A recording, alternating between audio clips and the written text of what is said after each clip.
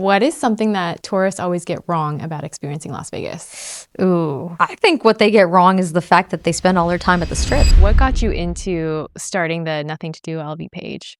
So actually, yeah, it's a funny story. My friend Coco Jenkins, Okay. she actually started Nothing to Do LV. So years ago, she started the page with one goal, which was really to showcase local bands in Las Vegas. Because people, and so if you saw the page all those years ago, it was just a bunch of posters and flyers. Like that's what she would, every day, she would screenshot posters and flyers and repost them so people knew where local bands were playing. And that was the whole page, just posters. So then around 2018 or 2019, I met her at Brooklyn Bowl at a show. Okay. And I recognized her right away. I was already a fan. I approached her and I was like, hey, I am very interested in just helping you out. Like I see the potential in your page. I want it to grow. I'm here to help with whatever you need. And she was like, oh, okay, that's dope. Let's connect. So then what's so funny is that she went to China for a month. And so I was just handling the page by myself. I just went in there. I was like, whatever, let's do it. And after a while, they released Reels. Like before, it was just like a video that you can post and it was like horizontal. And they released Reels very short after. Right. And I was not into like editing videos or anything. Like I didn't know anything about that. I was like, well, let's try it. So I started editing Reels and they were doing so well. And I was like, I have a vision. I think we need to do it. So we started to do that.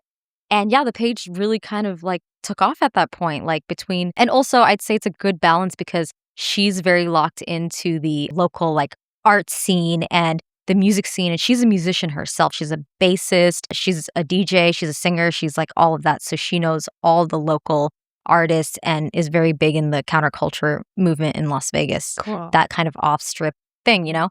For me, I'm in a, a different realm. I'm very locked into the community in a different way where it comes to like museums and nonprofits and also the food and beverage industry.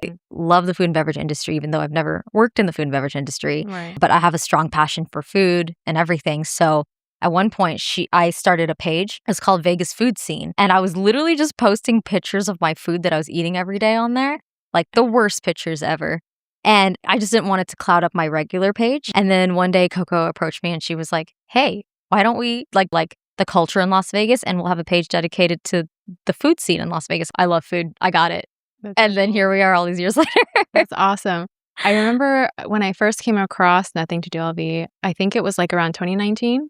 And me and Oscar were really into the music scene at the time. So that's probably why. Yes. And I remember seeing like little stickers at like Makers and Finders in like the bathrooms. I feel like that's where I first like learned about it. Yes, I think the stickers are everywhere. The stickers were everywhere, which is funny because we used to do that stuff too. Like we'd put stickers of our like brand and stuff downtown. The stickers are wanted. Like those NTDLV stickers are like, people, every time they see them around town, if they're somewhere, like someone always like will post it and tag us. And I think it's just so cute. It's like such a cool community feeling when someone sees our brand and they like get the content and they take the time to talk about it and post it. I think that's just so cool. And yeah, if you want a sticker, hit us up. We have lots because, there's just so many cool things happening in Las Vegas. Hence the, ironic name of Nothing to Do LV. Yeah. It's like people are just like, why would you say that? There's so many things to do. I'm like, exactly. But I think it was so smart of Coco to come up with that name because her, like many people who grew up here in Las Vegas, they would grow up saying, there's nothing to do here. Yeah, oh my God, there's nothing to do in Vegas. No, I know. And it's like, well,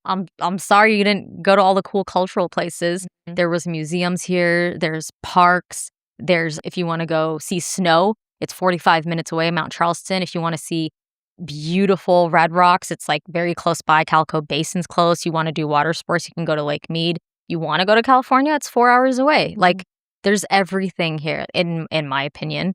And even culturally and from an outdoor, like if you're an outdoorsy person, there's a lot of things. There's the wetlands, Right. And it's like if you grew up and you weren't exposed to all of that, then I can understand why you would think there's nothing to do here. But I grew up, even Wet and Wild was here at that time, like there's so many things. And I had a fun childhood growing up here. So I was always confused when people were like, there's nothing to do. And I was like, I don't know, maybe like their parents didn't take them to, maybe I was just really fortunate. Yeah. I always found something to do.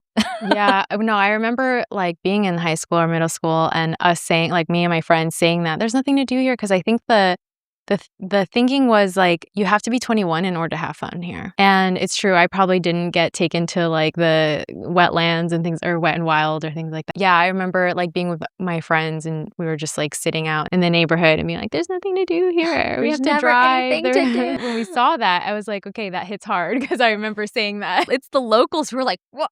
Yeah, there isn't. But then it's so funny. You go to the page, you're like, wait, ironic. There's a million things to do, you know? And then a few years ago, we launched a website too, which has been doing amazing, because that was always a dream of Coco's, was to have a website that was super easily accessible for people to just go and be like, oh my God, it's a Tuesday night. There's probably nothing happening. And then you go on the website and you're like, oh wait, there's like 17 things happening today. And it's all compiled into one thing. It's also another very great community space on the platform, because you can actually just go upload your own event to it. So you just upload the flyer, some information, and then it lives on our calendar, and it's free. Like, and actually at this point, I would say thousands of people visit the website. So it's kind of like, if you want your event to be seen, post it on there. And if you're on the other end, if you're looking for something to do, it's probably on there. For no matter what your niche is, or you know what you're into, there's probably something on there for you. So that's why it's like, so it still sucks when people are like, there's nothing to do. I'm like, there is. That is so cool, because like, even for a small business to be able to, it's like a form of advertising. So to be able to like put your event out there for free, that's really freaking cool. No, it's really cool. That's what, and even on the page, like there's another section on there. So there's a nothing to do page. There's also the something to do section, and that will show you local museums in the area, outdoor venues, music venues, just a bunch of other cool like cultural things if you're looking for just maybe like places to visit. Yeah. It'll just give you a guide on that too. And there's a blog on there that comes out, I think, like monthly, and we have a newsletter. So it's like just so many opportunities to find something to do. Yeah. You know? So even like tourists who are visiting, they can come to your page and just like check out what's going on or what places to go visit. And actually, that's what happens quite often, actually. I'd say, of course, most of the followers on the page are local to Las Vegas, Henderson, North Las Vegas, obviously, LA. But yeah, there is a pretty good demographic of people that are out of the state.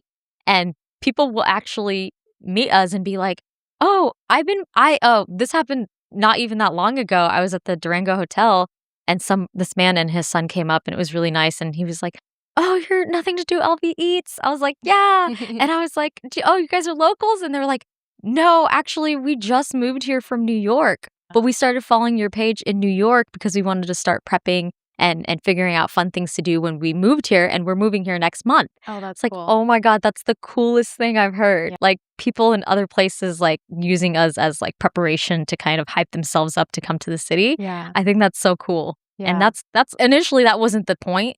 It was just for locals to use. But yeah, if people from outside the city are coming because they see the value in the city because of what we're doing, then yeah, that's so cool. We've done our job even more. That's really cool. You know?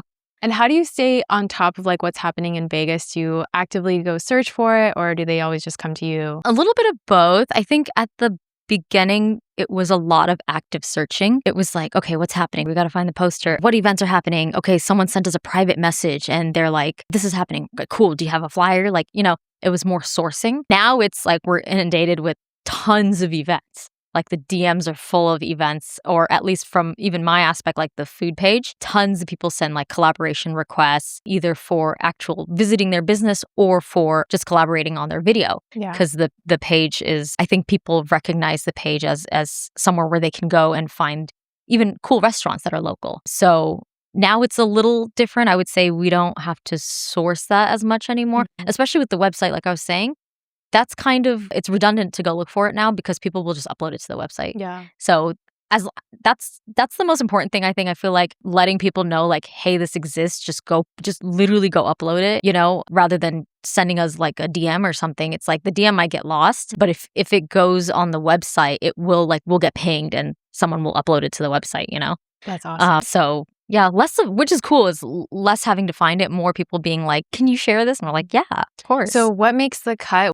If something gets uploaded to your website, how do you kind of filter through and put stuff onto the Instagram? Like, how do you make that decision? So it's that's a good question. The process is different. So like when people send events, they might not specifically be inviting us specifically like me to the event. I mean, of course, it's open, anyone can come. What they're probably requesting is like, hey, can you upload this to the website, or can you just share this like a flyer on the page or something like that? So then we'll do that. But if someone's like specifically requesting us to be there, that's different. That's a different request. They'll probably say it like, hey, can you come to this event? Or would you mind coming and getting content at this event? Or, or hey, we have tickets for you to attend, something like that. Yeah. So there is like a difference between people who will just send a flyer. Then we're like, okay, so obviously you want us to just upload the flyer. That's fine.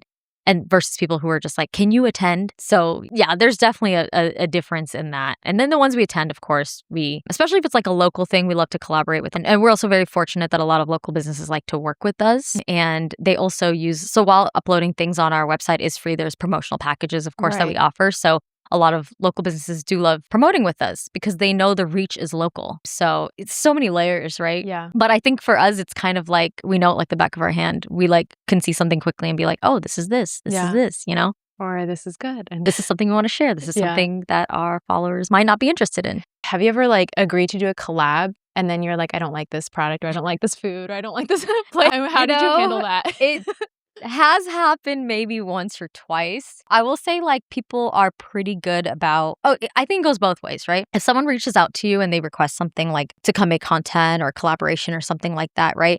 I think that it falls on the business to explain what it is that they're expecting of you.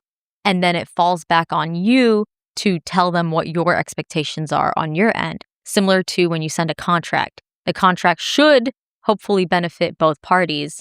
Sometimes it doesn't. That's why it falls on you to review the contract and be like, whoa, this is not in my benefit at all. And, so I think it's similar to that, even if it's in a DM, right? If someone's like, hey, can you do X, Y, and Z? And you're like, cool, I'll do X, Y, and Z if I can also maybe receive X, Y, and Z, right? It has to be mutually beneficial. There's been maybe like less than a handful of times where maybe I've gone somewhere and I just was not happy with the product or the food or the service. I would say it's a service thing. Yeah. Because here's my thing. If I tell people to come to your business, but I myself did not have the best experience, I would hate for someone else to come there, experience that, and then be like, well, you said it was great. I don't want to do that. Yeah. So in that situation, like I said, it's happened such a few amount of times because I think we are good at setting the expectation in advance. In those times, I like to talk to the business privately. I am never the kind of person who's going to go online and publicly say anything that is negative. And I have gotten negativity for that, where people have been like, well, everything you say is always just positive. You never talk about the negatives. And it's just like, I know that there are influencers who talk about like, oh, I really love this, but hated this, love this, hate this. And that's their type of content. And they should absolutely do that. That's not my type of content. And I know people have approached me to say like, oh, well, why don't you talk about like the things that you didn't like? And I'm like, you'll figure out the things you didn't like as soon as you go there. I want to tell you about the things I liked because my job is to support local businesses and I want them to thrive. And here's another thing, I won't talk about the negative aspect because if I have something negative happen to me while I'm there, I'll just talk to the owner or the chef or whoever's there privately.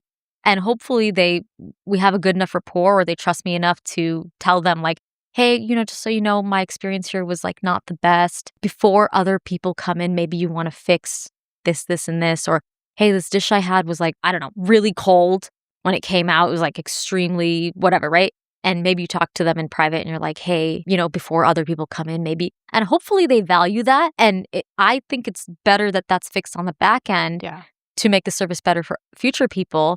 And that way the business is not being, put down and you can focus on the positive things that you like. And also I will say sometimes I'll eat something and I'll be like, I was a fan of this, this, and this. I was not a fan of this. Why do I need to talk about the thing I was not a fan of? Just take it out. Yeah.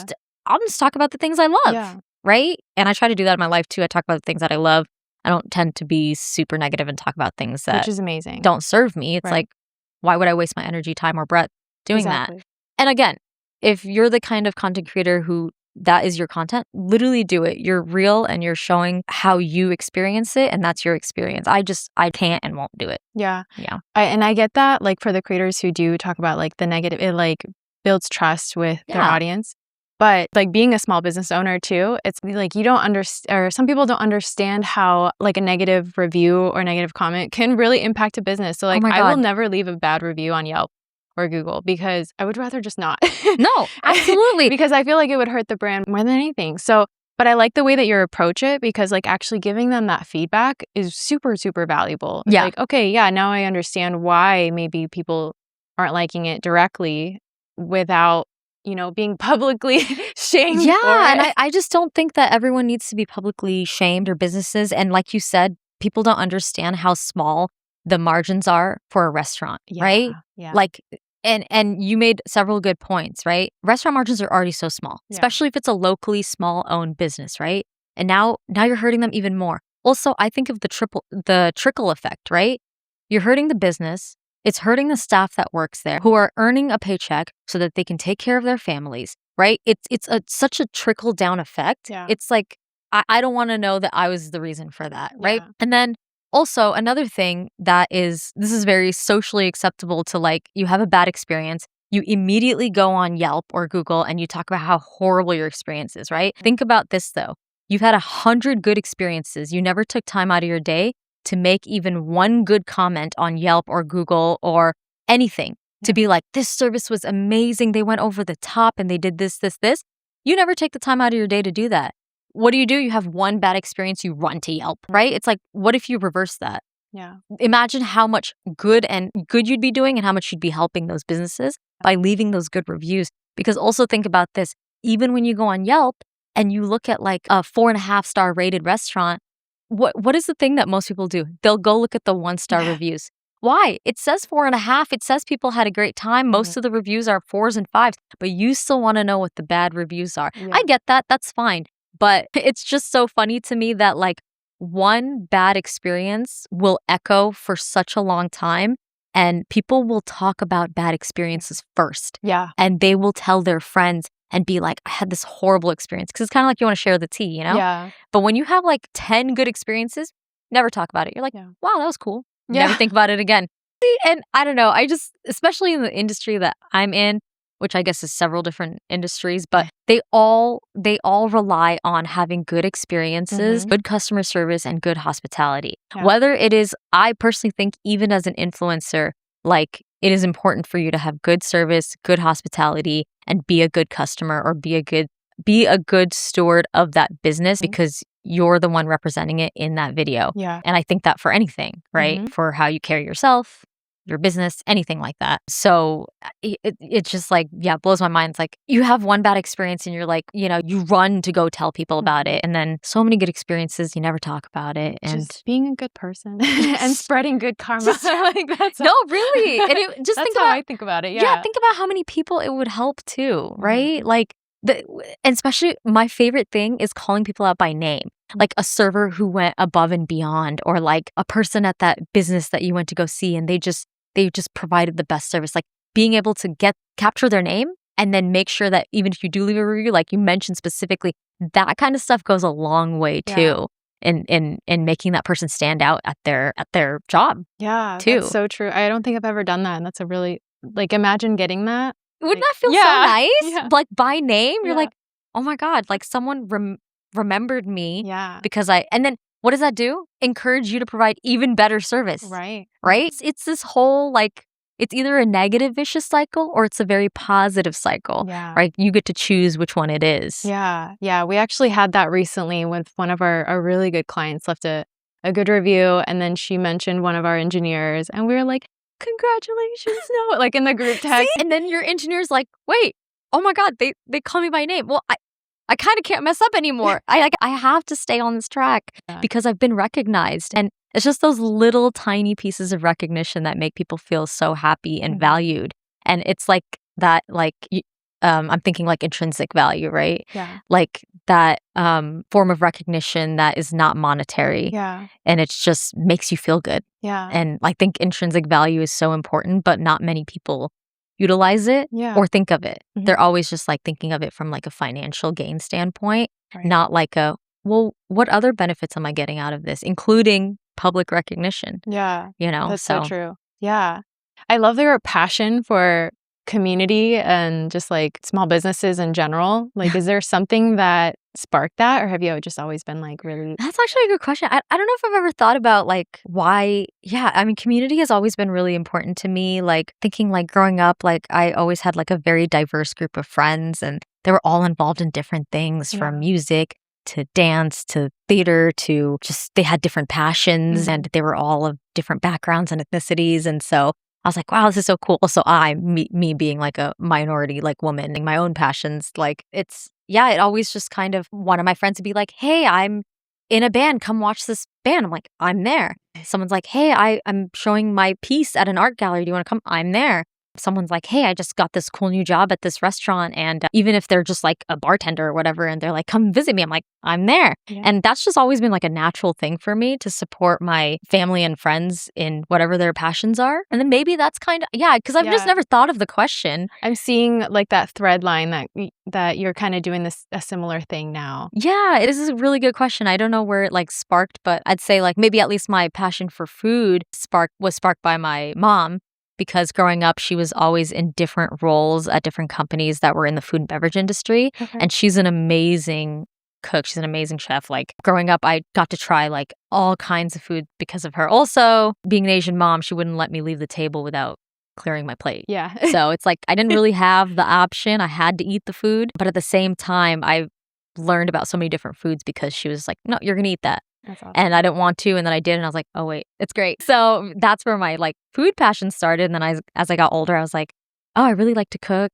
You know, I don't get as much time to cook now, which is unfortunate. But I'm very like busy, but also fortunate because I get to go eat at so many different restaurants and very privileged, very blessed. I understand that for sure. But I'm also exposed to like so many different cultures because of that. And I already was growing up. It's just even more turned into a passion because then I started to think about like food from a historical and cultural aspect. Like how did food travel? And like why does one place use these ingredients versus another? Like then it turned into that. Then I was learning about different chefs around the world and just, I don't know, it just turned into this whole side thing that really wasn't originally even something I thought about, like food and beverage. It was just like even my degrees in like in hospitality, but specifically my minors in like marketing and event planning and event execution and stuff like that. I never chose the food and beverage route because that was one of the routes in the hospitality program too. Yeah. I just was like, I don't want to be in the hospitality industry. I mean, I don't want to be in the food and beverage industry. That sounds crazy and chaotic. And it is crazy and chaotic. But I'm still F&B adjacent, you know, currently, but I like to be adjacent. I don't want to be in the middle of it. Yeah. That's good. So, yeah, I guess that's where collectively all those different things that have happened has probably made me like community oriented. Again, like I said, my friends had so many passions.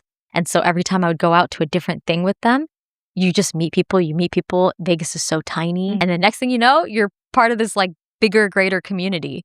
It's so cool because I feel like you're so aligned with what your passions are. Like what you're doing actively currently right now is actually aligned with what you really enjoy. And that's so cool to see. It's like, it's not that common.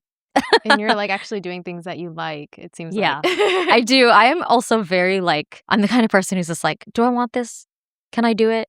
Okay, we're going to go do it. Like, you know, I'm going to try to figure out a way to do it. Am I always successful? No. But one thing about me is I am passionate and I'm going to let that carry me as far as it can. It's not always going to work in my favor, but I just feel like if I'm passionate enough and people see that I'm like genuine enough and that I really just want to like, I don't know, help and just be around, then like things that I want to achieve will come my way. And so far it has. And I'm very happy because it wouldn't have happened if people didn't like me or trust me or that if I didn't have like good rapport with people, which is very important to me. Yeah. Like relationships are so important to me.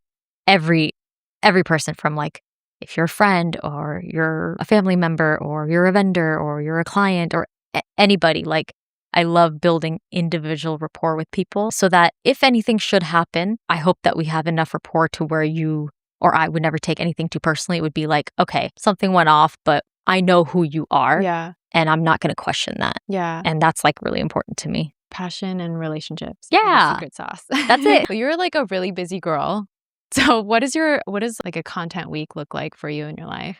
It's a good question. So I have obviously my day job. I work at the Neon Museum. I am the philanthropy and membership officer there. So my day to day for that is like go to work, get to work with some amazing people at the museum, figure out some like funding for programming and talking to donors and putting on really fun, cool fundraisers, sign lightings, events. Like it's like a different day every day. Oh, that's cool. And that's not content based. Obviously, that's just my regular 9 to 5, which I really love and I'm passionate about because as of this year, I'll have been there 9 years. Love it. Yeah. Anything mission based, of course. So also aligns with me Yeah. outside of work is working for a mission based organization. Right. But then, once I leave, it's like after work, it turns into like I'm in content mode. After work and on weekends, that's the time that I have to edit lots of videos. I have to schedule with my clients to have content days. I'm looking at like trending audio. I'm trying to figure out what restaurant I went to last week and like which one is the priority to post first. Is there a grand opening coming up? Does something need to, so like creating that type of schedule for myself, priority list between the clients' accounts that I have to manage and then my own personal content that I still have to post. So it turns into like my second job, post job, but I love it. And it's really fun. And like I was telling you earlier, actually, it's cool because I get to be involved in so many different industries, in so many different capacities. And like I could learn about, aside from food and beverage, or aside from nonprofits, like I'm learning about like what it takes to run a coffee shop or what it is to run an event venue or, just so many different industries and businesses. And it's just cool because I'm making the content, but I have to understand the brand enough or the company enough to make the content. Mm-hmm. And so it forces me to learn and deep dive about it. And then it just makes me more well-rounded, which is really cool. But yeah, so the content really just looks like every night and every weekend. Yeah, that's like, you're super busy. I didn't even realize. I thought you maybe like had a lot of events to go to, but also like that back end work of like the editing and the posting for you and plus 10 clients. That's so actually you're right. I forgot about that other job, which also feels like a job, but the funnest job is actually attending everything. So I have to actually after work, what happens most days if there's an event and it aligns with my schedule, I'll go after work and I'll attend the event. I'll see what it's about. And then the real work starts when I get home and I'm like, okay, I had my fun. Now I got to edit all these videos, which is like always the most tedious part. But I actually enjoy the editing process because I get to kind of like relive the event again. Yeah. And for me, it's kind of fun because I'm like, how do I showcase to other people how much fun I had at this event? And is it going to translate? It's never going to translate 100%. Yeah. Obviously, I'm living in the moment. I'm like, how do I tell other people that I've had the time of my life? Will they understand?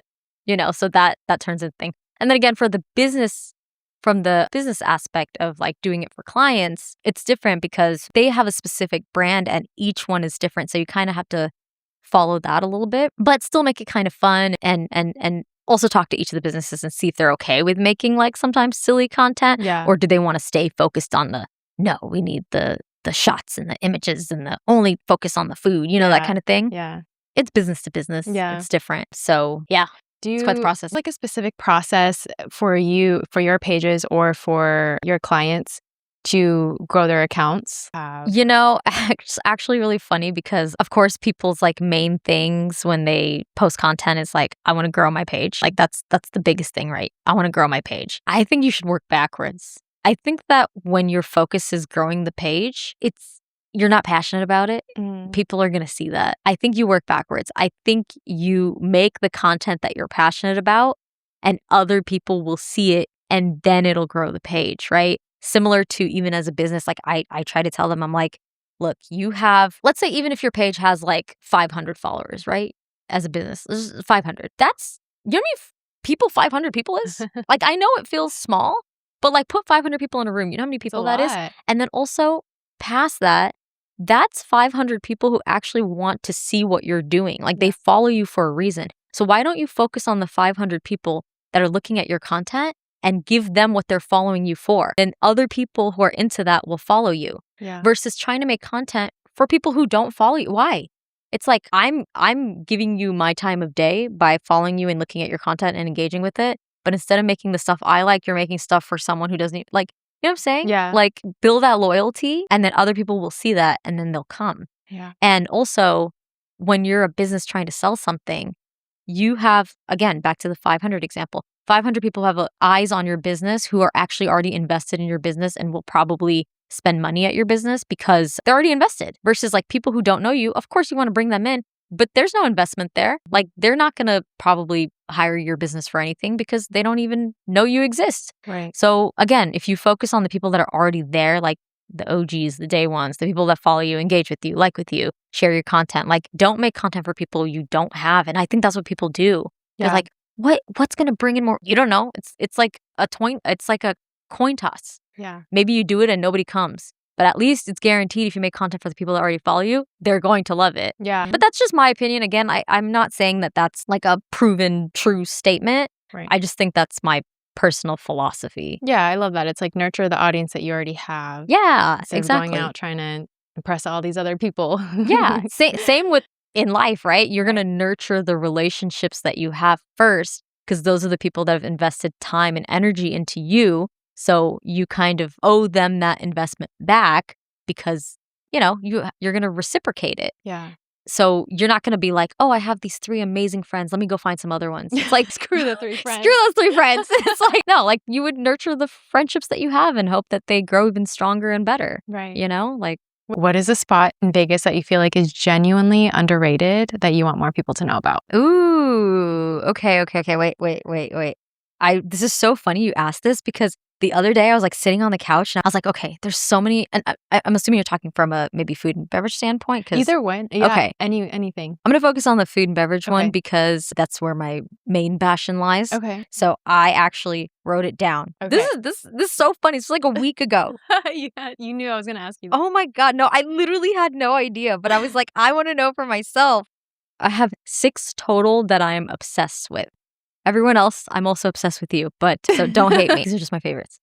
Number 1, there's a place, I live in the Southwest. There's a place by my house called Takumi Izakaya. It's so freaking good. It's like the chef there is like a master Japanese sushi chef.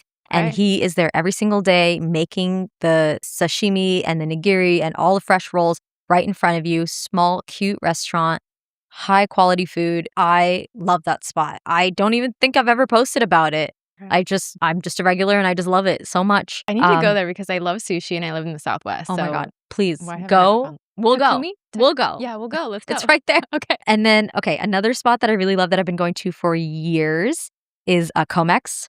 Okay. Comex is like kind of a staple in the city.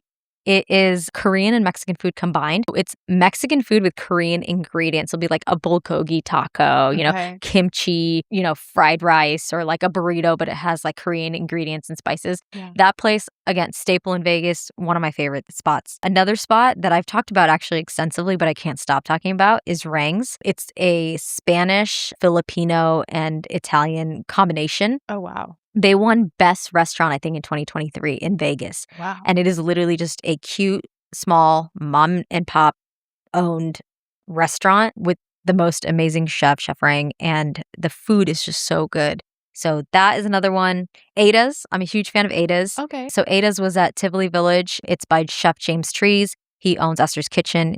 If I'm sure everybody is familiar with that. Yeah, but I've been there. his Ada's concept, which is also a wine bar and they serve small bites. Yeah. That's my favorite, but it just moved from Tivoli to Arts District. Oh, okay. So Ada's is in Arts District now. Chino's is my favorite for their Aztec taco. Mm-hmm. It is literally one of the best freaking tacos I've ever had. I don't know what is in that Aztec. It's like crack sauce. And they have shrimp and beef in it. And it has cheese on the outside. It's like a big ass taco. It is literally so good. So Chino's Aztec taco. Amazing. And then my last one, which is like truly where I am maybe every other Sunday, is Milpa, the taco spot. Oh, yes. Okay, we've been there. Yes. I was kind of concerned because I was like, we haven't been to any of these places. And I got feel the like list. I'll send it to like you. we go to a lot of places. I'm and going I to was send like, this I've list not to even you. heard of any. But Milpa's, we've been there. Well, I will say a lot of those places are more hole in the wall places. So while I also eat at a lot, I'd say I eat at way more locally owned spots than fine dining places because that's my passion. The hole in the wall little spots that people don't always think about are literally my favorite. In fact, speaking back to my list, Milpa is one of my favorite taco spots in the entire city because everything is fresh made every morning, including their tortillas that they literally ground and make fresh every single morning. Wow, I didn't know that. It's amazing. So Milpa and their birria tacos and their chilaquiles with the homemade, all of it. So those are my 6 top. I know maybe you asked for one. I can't do it. If the gun was to my head, I'd be dead. You'd be like, this. Be like, I said one. They're Those are all equally your top. yes, Okay. no, truly. Those are probably my 6 favorite places in the city that I visit regularly. Okay. Like, and it's funny because I eat out so often because I have to make so much food content. In between times, I actually just like to cook like the most basic, simple food at home. Even though I love cooking, after eating out so much, I'm just like, I think I just need like a salad. Yeah. So Yeah, I that'll get be my that. in between times. Yeah. But when I actually go out of my way to go out to eat, it's probably one of those 6 places. Okay, so we just added like 5 new places to our list of places we need to go. Yes. So thank you for that. So what is something that tourists always get wrong about experiencing Las Vegas? Ooh. I think what they get wrong is the fact that they spend all their time at the strip. Like, I mean, truly, like they come. Okay, here's the thing. I feel like, yeah, if it's your first time ever coming to Vegas, you want to do all the touristy stuff. Okay, yeah, I do the same thing when I go to other cities. Yeah. So I get it. You come to Vegas, I think you hit the strip up and you're only here for like 2 days. Okay, fine. If you're coming back a second time or you're extending your trip or you're here for quite a like period of time, there's just so many things to do in different parts of the city. Mhm. Summerlin has its own thing. East Vegas has its own thing. South part of Vegas is extremely rapidly expanding. That has its own thing. Downtown, obviously. Arts District is extensively growing in the Mhm. last 2 years. Yeah. So many fun things to do in the Arts District and downtown. So I think the biggest mistake is not branching off of the strip. And Yeah. of course, as you know, the thing that everybody talks about is like when they come to Vegas, or before they come to Vegas, they think the whole city is the strip. Yeah. And so the joke is like, "Oh, what hotel do you live in?" Yeah. And it's like, well, don't. So then they get here and they're like, "Oh, it's just a 3-mile stretch of land. There's a whole other city." So I think for people that are coming from out of town, like I truly encourage you to like branch out, like go away from the strip for a day. See what there is to do. Go to downtown, go to the Arts District, go to Summerlin, go to Southwest, go to East Vegas, go to North Vegas.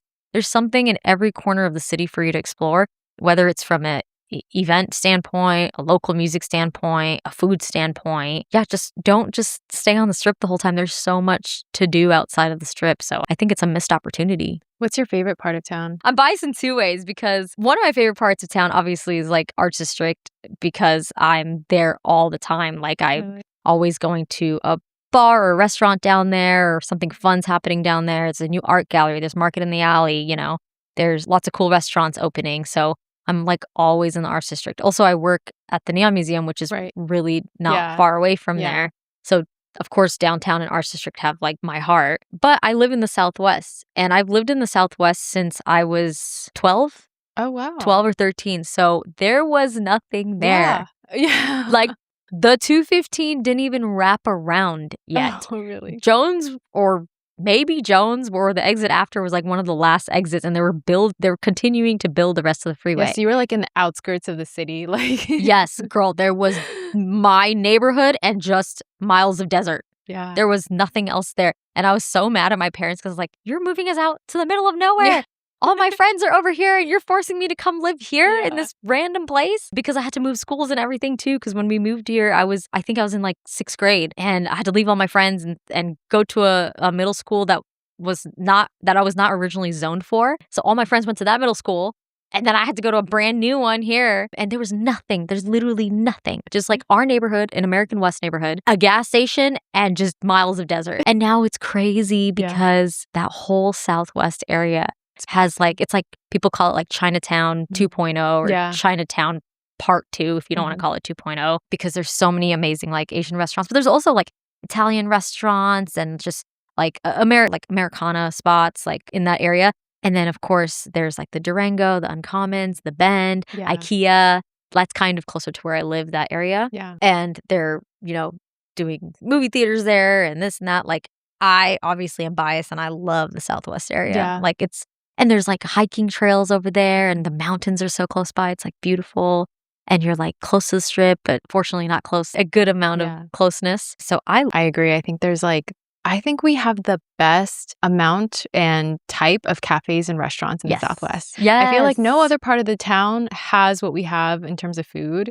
and cafes. The Like- food in the Southwest is like growing rapidly, and I'm here for it because I am such a foodie, you know. But I do travel to so many other parts of town for food because like some of the best restaurants sometimes are truly in like East Vegas or like North Vegas, like the OG spots, like a really good like molcajete spot or like a really good taco spot or even a really good like pho spot that might be in North Las Vegas. Nataya's is like in Centennial, like that's like a super, super popular Thai spot. And the Centennial area is the area that I've explored the least. Yeah. Because I've done Southwest, South, Henderson, East Vegas, and North way more than I've done Centennial. But I think it's because Centennial is like the newest, like currently expanding area. And it's like the farthest. Girl, I'm driving to the other side of the planet if I'm going to Centennial. If I see Anne, I know I'm at the other side of the world. Yeah, I'm like, where am I? Yeah. This is a new place, a new planet. Gilcrease Orchard, that's like way out there. And I make a yearly trip to Gilcrease because, you know, for pumpkin patch season, I got to go pick my pumpkin. That's not true. Sometimes I go multiple times because I just want to pick like fruits and vegetables or I want to like touch grass literally. So I'll go to Gilcrease. And also the farm is across the street from there. So I love to go see all the little animals and the cats there. Yeah, we'll make it out there too every once in a while, but it is a little bit of a drive. It's a trek. It's a trek. And then also I really like, you know, there's some other places like the Lake Las Vegas area has expanded a lot too. Like before there was like a neighborhood that would end and then there'd be like miles of just desert. Then you'd get to Lake Las Vegas, kind of this oasis in the middle of nowhere. But now the community out there has grown so much that the houses just touch the back of Lake Las Vegas. It's just like one big master plan community. I forgot the name of the community. It's like there's a name for that entire community because I have a friend that lives out there. Wow. But I remember there was a few years that I didn't go. Like maybe like 2 years that I didn't go to Lake Las Vegas. And then I started driving and I'm like, am I going the right way? There's just a bunch of houses here. I swear there's just desert. Yeah, I haven't been there in a few years. It's different. Go. And then even like Boulder City, they're like doing some cute stuff over there. They have wine walks in their city and they have festivals and parades. So I try to make it out there. They have they have the Dam bookstore and then they have a cute coffee shop there too. Maybe I'm getting it mixed up. Yeah, one of them is called the Dam something. Obviously, play on words. Love that. And so sometimes I'll just go like, you know, hang out there. This happens maybe twice a year, but I'll just go hang out in Boulder City and like get coffee and walk around. They have so many great antique stores there. Yeah. Cute houses that were built in like the 60s, like cute mid-century homes. So yeah, that's a cute. Yeah, so there's just so many things. I haven't been to Boulder City. Like honestly, the only time I ever see is when we're like driving through to go somewhere else. You have to stop. It's cute. Their downtown area is very cute. They have the Cornish pasty opened in Boulder City. Oh, so they have the second location there. Oh, that's cool. And then the Dillinger is like a staple there.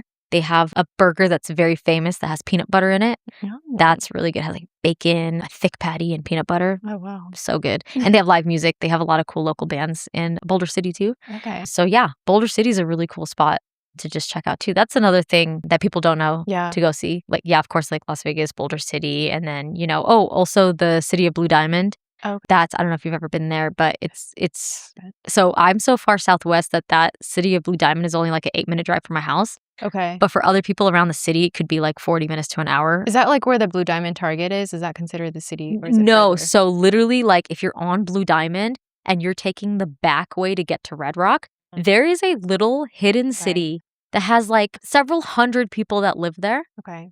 And it's like you're driving, you would just miss it if you're driving.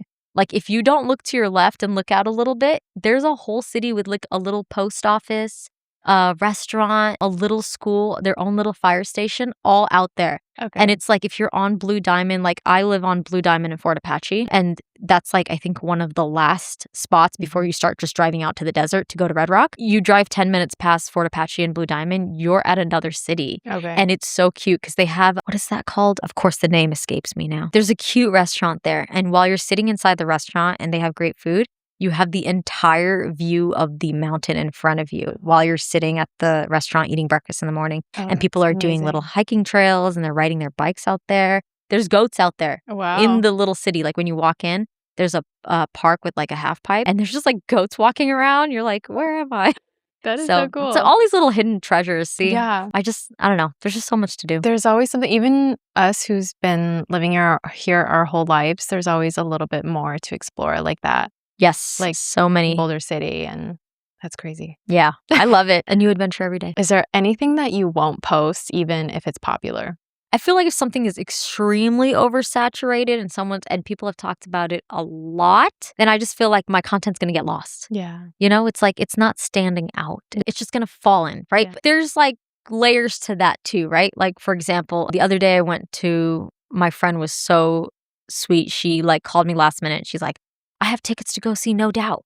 Oh, I'm yeah. like, oh my God, yes. So we went, right? And Mhm. obviously that content is super oversaturated because it's at the Sphere and everyone and their mom's posting about it because they're all at the concert. So I'm like, I'm just gonna post like a story or whatever, right? And I'm not required to post anything. I just know that it might do well because everyone's Googling it right now or Instagramming it right now. So of course I made the decision to just post like one clip instead of editing like a whole video just because I had the content. Yeah. And it did do well. It was like a 10-second clip. Of course it did well because it's trending right now. Okay. So it really is dependent. Like, or if it's like a place, like, again, if it's like a restaurant that's like extremely popular, and of course, if they invited me, like, I'm just so grateful to be there. And of course, I accepted. I said yes and I showed up. So I want to post something, of course, like at least a few stories tagging them, talking about them. But if I get like an invite and I'm just like, this is just like, maybe I feel like people who follow us just will not relate to it or associate with it. In that way, I'll just maybe just kindly be like, this is not for our page and just turn it down in that way.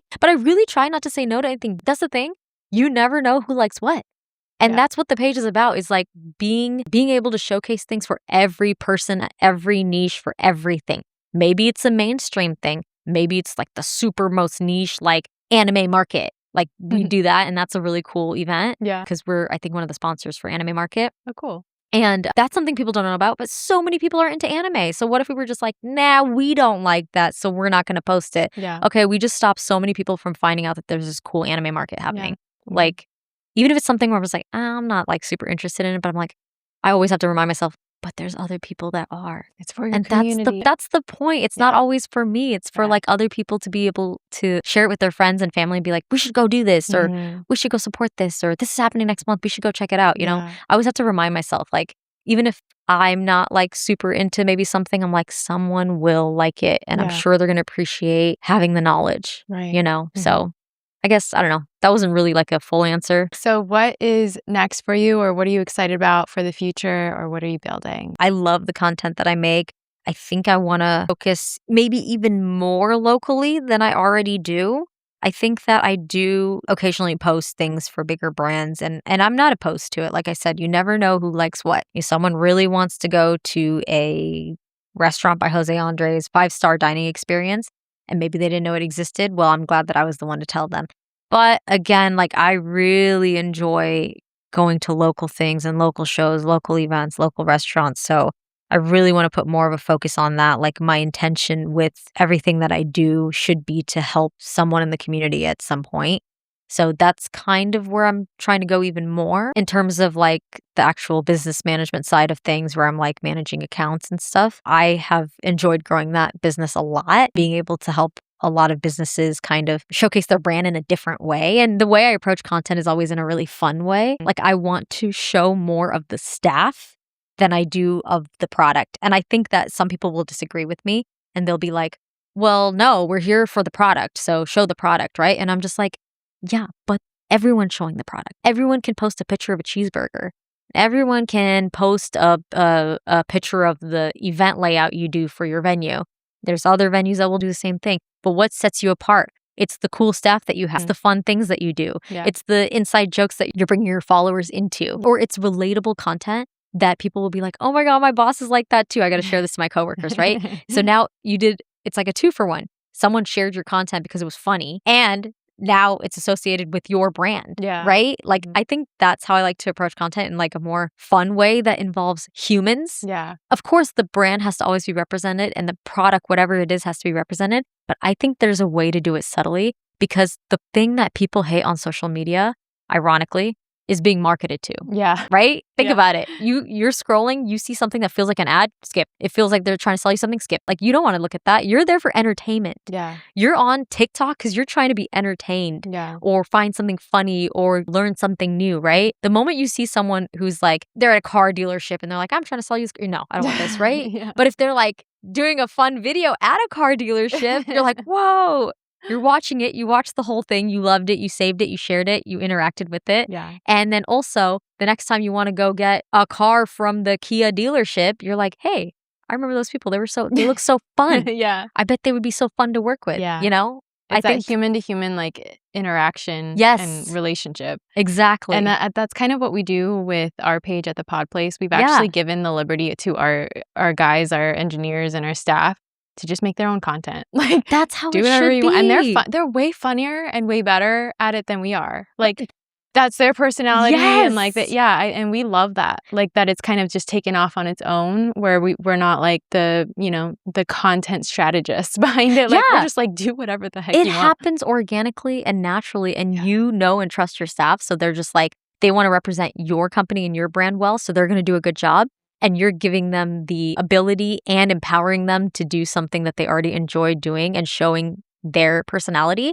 It's just a win-win-win. Yeah. I know sometimes like people will be like, oh, can you post the video for the brand? And I'm like, I'm not the brand. Yeah. The brand is the person who works at your company day in and day out, has the inside jokes, knows the people who come and see them. And it's funny because some of the accounts, like people will recognize the people from those accounts now. It'll be like someone who, for example, like let's say it's like a catering company account, right? And the person at the catering company is maybe just like a event planner or like a lead server or something like that. They're obviously not a content creator. But because I posted their face enough and their video has trended enough, people actually recognize them. They're like, hey, you're the person who works at that company. And it's like, that's what you want. Yeah, it's funny because a lot of our clients will come in here and they've seen all of our faces. Like they've seen me on the ads, they've seen our engineers. So it's kind of like they already have a little bit of trust built with all of us. So they already automatically walk in and they feel comfortable because they've seen all of us and they kind of know us and our personality. They're like, you're building that rapport, but organically, right? You're just like,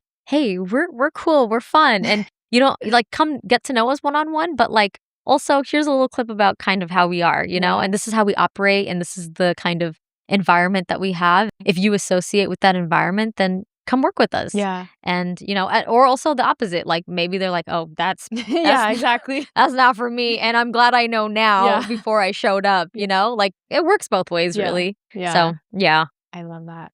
Well, I actually forgot the original question. I'm sorry. No, you're good. I don't even know what I said either. But thank you so much for talking with me. Yeah. And is there anything else you want to share? Maybe your social handles. Tell everyone where they can find you. Yeah. So our main page is Nothing to Do LV, and that is the page that's going to have all the things to do in Vegas. That's, of course, mostly off strip, local bands, art galleries, festivals, cool farmers markets, just all those fun things that are kind of happening around the city will be found on that page. If you're looking for food places, you're looking for local places to eat and support, and you're trying to find a new cuisine, or you're just like, oh, I have a birthday coming up, where's somewhere that I haven't tried or something like that, that's going to be our food page. That's Nothing to Do LV Eats. So follow both. Yeah.